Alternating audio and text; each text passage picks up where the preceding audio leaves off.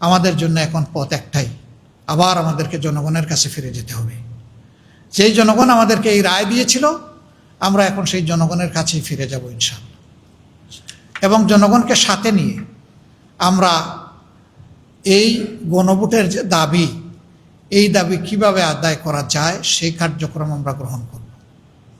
এই ক্ষেত্রে অতীতে দেশ এবং জনগণের স্বার্থে আমরা দেশবাসীকে পেয়েছি, দেখেছি।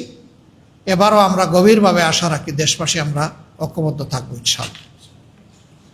সাংবাদিক বন্ধুগণ, অতীতেও ন্যায্য সমস্ত বিষয়াবলিতে আপনারা গুরুত্বপূর্ণ অবদান রেখেছেন। এটা কোনো দলের দাবি না, এটা কোনো গোষ্ঠীর দাবি না, এটা কোনো ব্যক্তি স্বার্থ সংরক্ষণের দাবি না। এটা ছিল মূলত যে সমস্ত সাংবিধানিক কথা বলে, সংবিধানের দোহাই দিয়ে জনগণের উপরে দুর্নীতি এবং দুঃশাসনের বোঝা চাপিয়ে দেওয়া হয়, ওই জায়গাগুলো আমরা চেয়েছিলাম বন্ধ হোক। জুলাই সনদ, সেখানে বর্তমান সরকারি দলের গুরুত্বপূর্ণ জায়গাগুলোতে ডিসেন্ট আছে, তারা ডিসেন্ডিং অপিনিয়ন দিয়েছে। তারা কি করবেন এটা তাদের ব্যাপার। কিন্তু জনগণের সংস্কারের আকাঙ্ক্ষা, দেশের রাজনৈতিক চরিত্রের পরিবর্তনের এই আকাঙ্ক্ষা, এই আকাঙ্ক্ষাটাকে নিয়ম মাফিক চলতে দেওয়া হলো না।